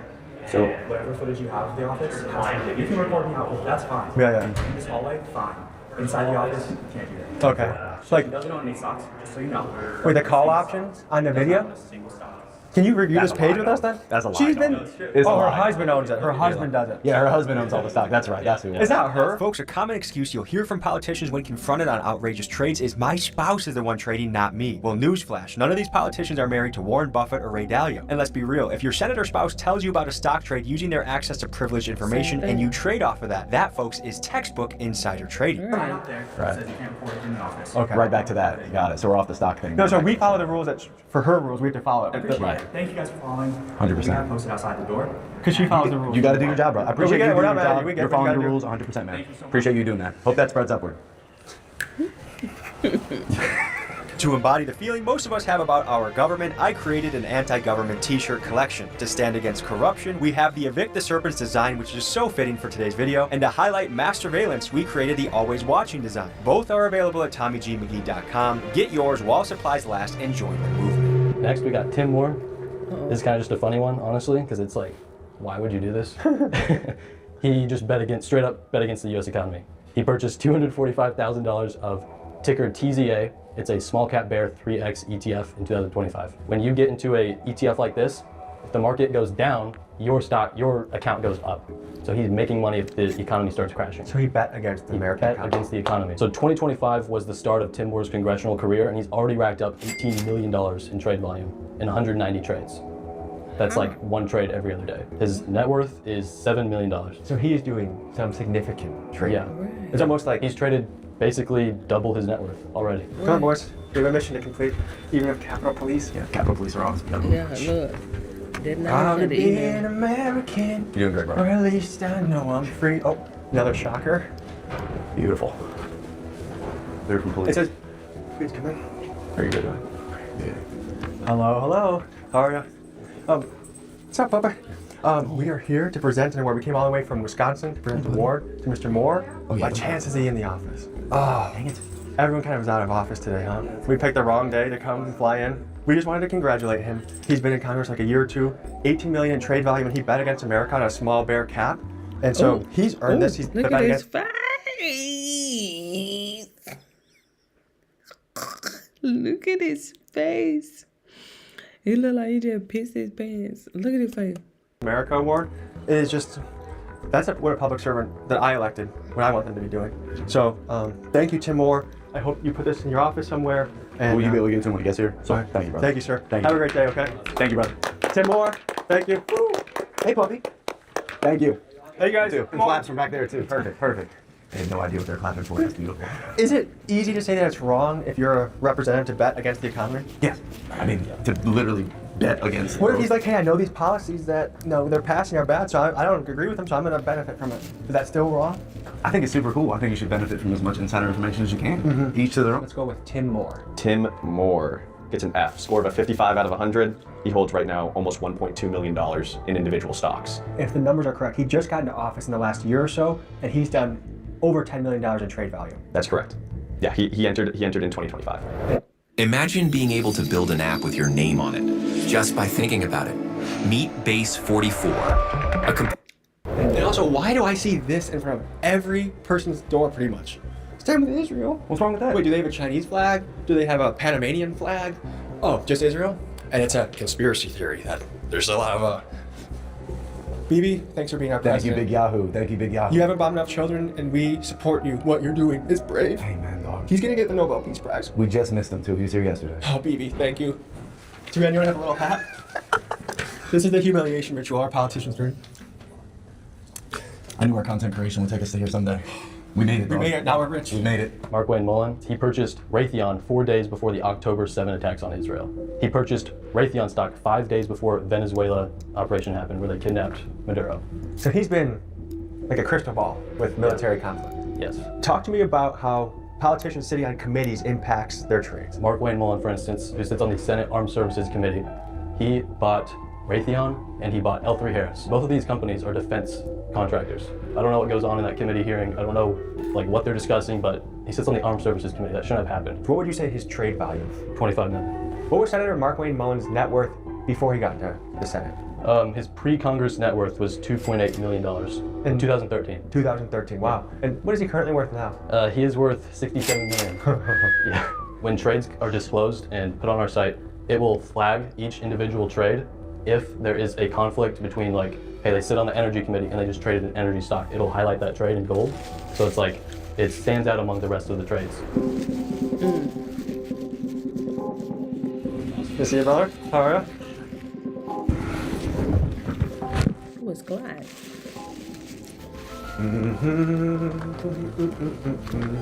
So fellas, this is the thing. We're going to Mark Wayne Mullen's office. He came into Congress worth $3 million in 2014. He's now worth $70 million. So all we have to do is we're going to see if he's in. And once I present the award, we will clap. Elevators. And we are a group from Wisconsin that presents.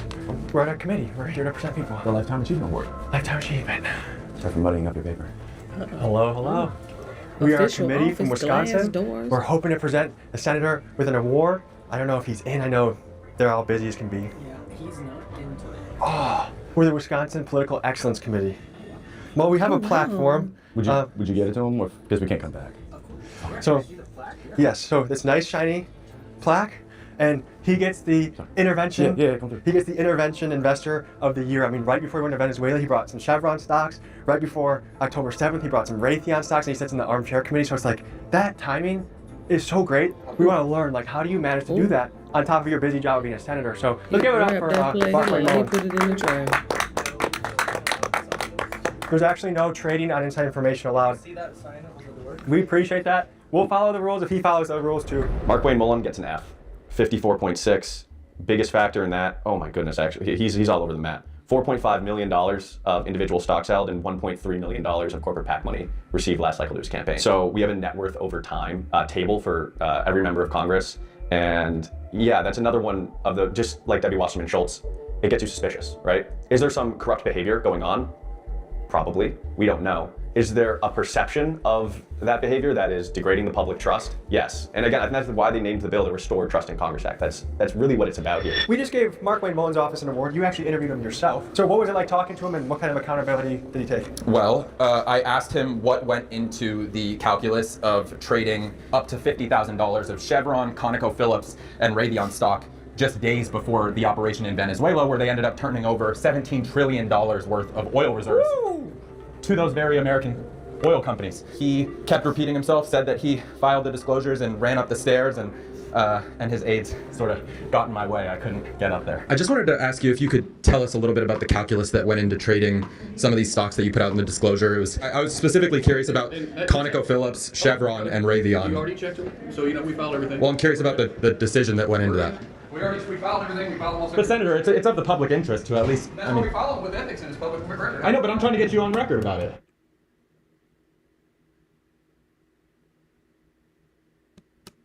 I filed it. It is on record. It is on public record. Specifically regarding those trades, though. Folks, it appears that engaging in sketchy trades may actually land you a promotion in this government. As of writing this, Mark Wayne Mullin is up for the Secretary of Homeland Security, which is one of the highest law enforcement positions in this country. However, I do wonder if he'll want to take the job, as it may take time away from his stock trading career.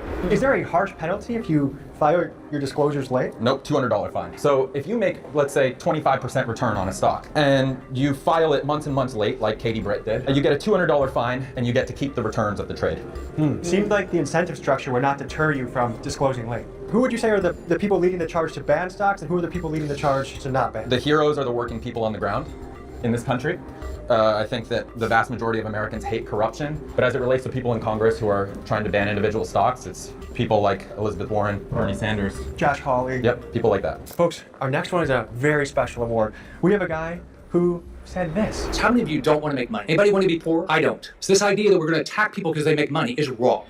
Rick Scott is notable because he actually was part of the biggest healthcare fraud case in U.S. history.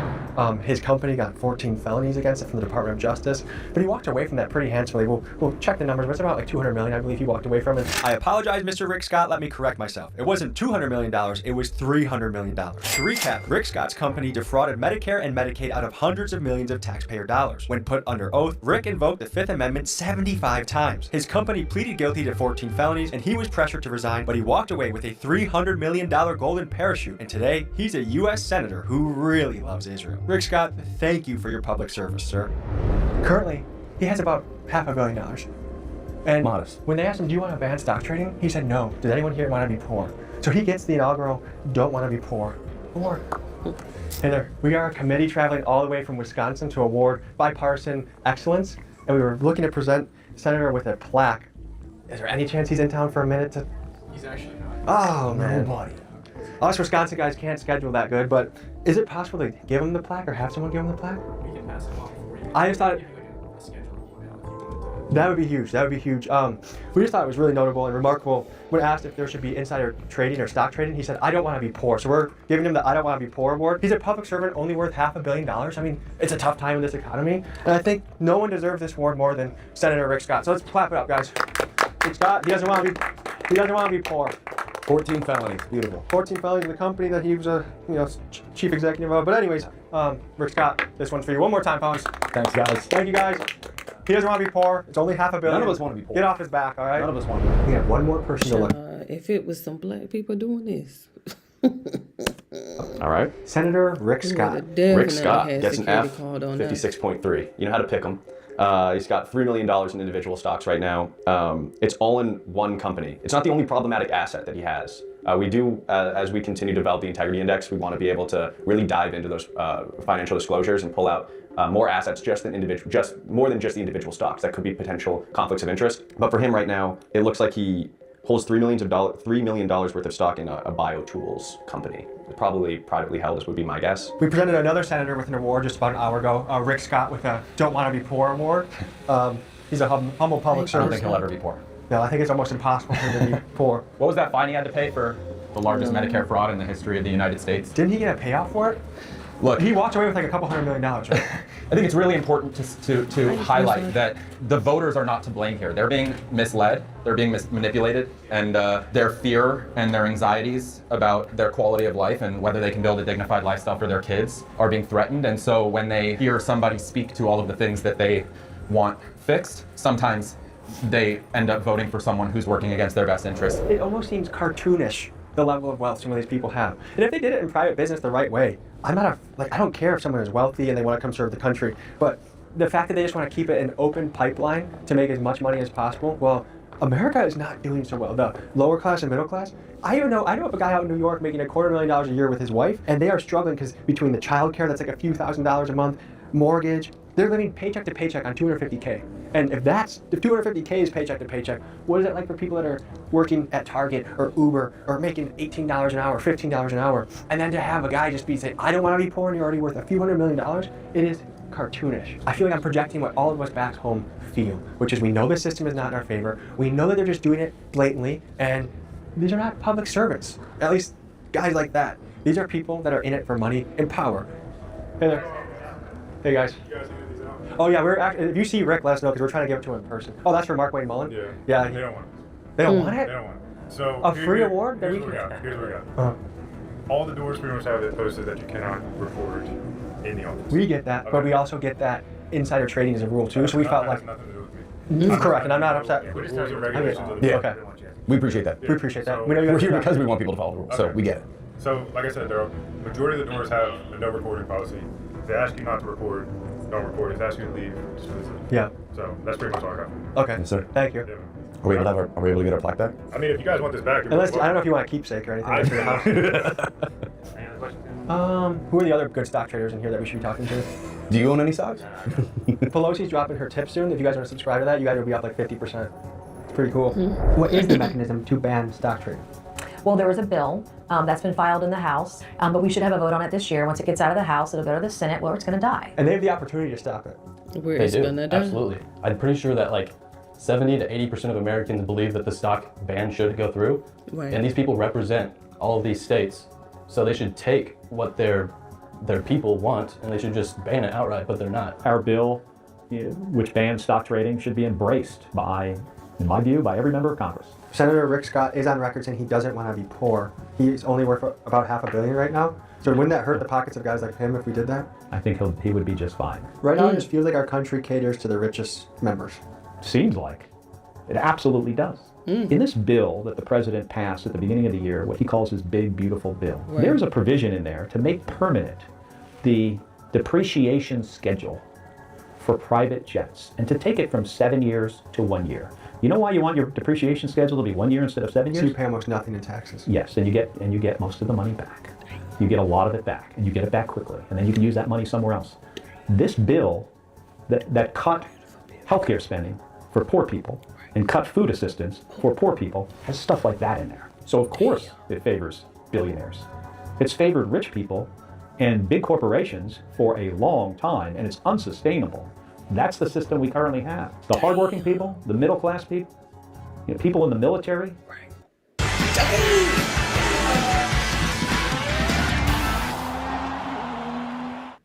Never sue the other driver after a car accident. There's a better way to get paid a way bigger check without having to go to court or pay expensive Law enforcement, teachers, nurses, all those people are getting screwed. Somebody, hopefully, at some point, is going to be able to fix it. Needs to be fixed because it's unsustainable. All right, guys. I I'm going to pick one person subscribed to the Patreon to send this plaque, and I have one more back home. I think it's a Pelosi copy.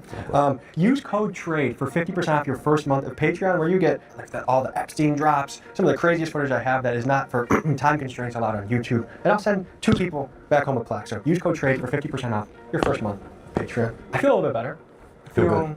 I feel American today. I feel American. I feel American today. We have a right and a duty, I think, to exercise our voice and our feeling about what's going down.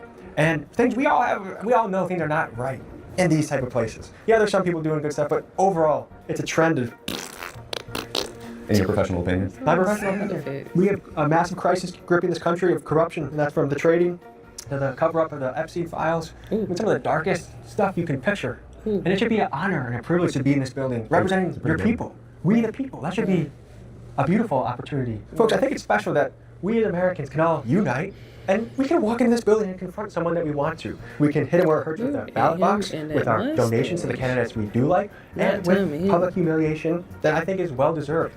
I can do it, you can do it, and you back home can do it too. These people should think, if I don't represent these people correctly, then I'm going to be a little bit nervous because that's a bad job. If you would like to purchase a shirt from our anti-government merch collection, they look like this. Thank you folks for joining us on this adventure. Here's another video I think you'll enjoy, and I'll see you next week. Look, I'm like, Tommy, wrap it up with this.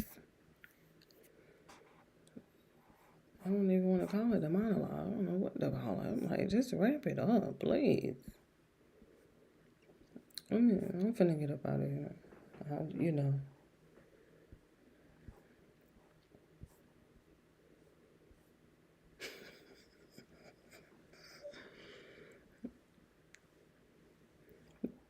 That damn Leslie Jones is so fucking funny, look. From Belize. Stacey. Oh, Stacey from Belize.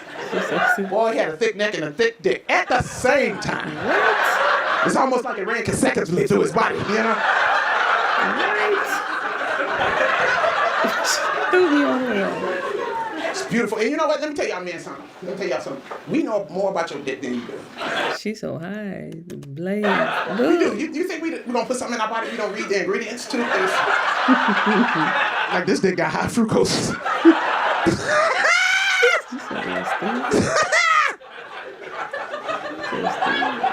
And the one thing that we love is a circumcised dick. Yeah. Yeah. See how quiet it got, ladies? All you jiggly motherfuckers is in the house. I'm not saying that we ain't gonna fuck with you uncircumcised dicks. Oh, snuffleupagus.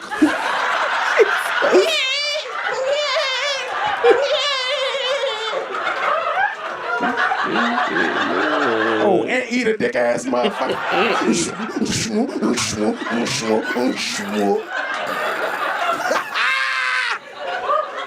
We still fuck with you. It just take us a long time to get to the dick.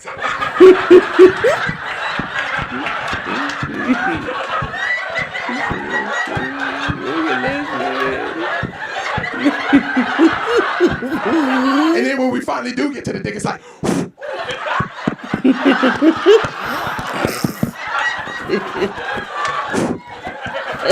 Is those Doritos?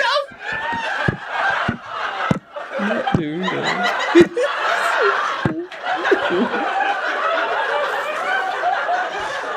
You like when the dick is circumcised. When it's got that nice clean mushroom helmet. That motherfucker cut. That motherfucker just cut right there. Just such a clean cut, right? Just. And if it's a good circumcision, it's got that John Smith haircut in the front.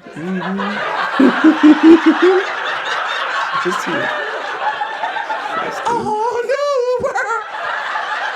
Don't you dare close your eyes.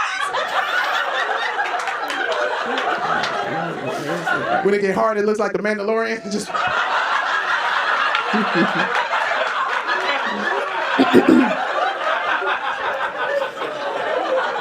Look at that hair. Yeah, I don't know. When you get the circumcision, that's when you get that. Because you know, dick skin is succulent. It's decolate. It's so soft and supple. You know what I'm saying? Dick skin was made out of veteran gods. You know, just retired angels. You know. What did she do? Supple like crepes. Fucking love crepes. Look.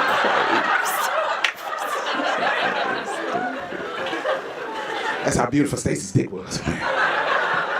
Stacy would fuck the shit out of me. Stacy would fuck me so good I would buy him groceries. What? Stacy needs his nutrition. But alas, you know them dicks is never connected to anybody. The good dicks never connected to a good man. Never. She need to put that on a t-shirt. Damn. Ooh. Ooh, that hit deep. It's almost like God just get drunk in heaven and be like, hey, put that dick on him. He's gonna kill him. He's gonna kill him. So one day I was putting his groceries in his not his, but his mama's refrigerator. And his mama was standing there and she was like,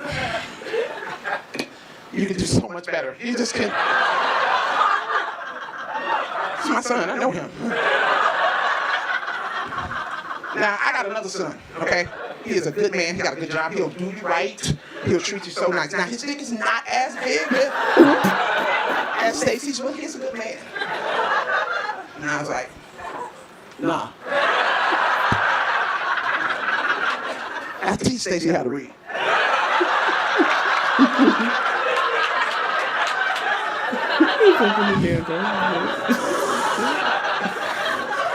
Fucking soulmates. I needed that laugh. I needed that laugh. I love Leslie. I really do. I love me some Leslie, honey. That's what I love when you need a good lamb. That's who you go to. That is who you go to, honey. Leslie. Leslie.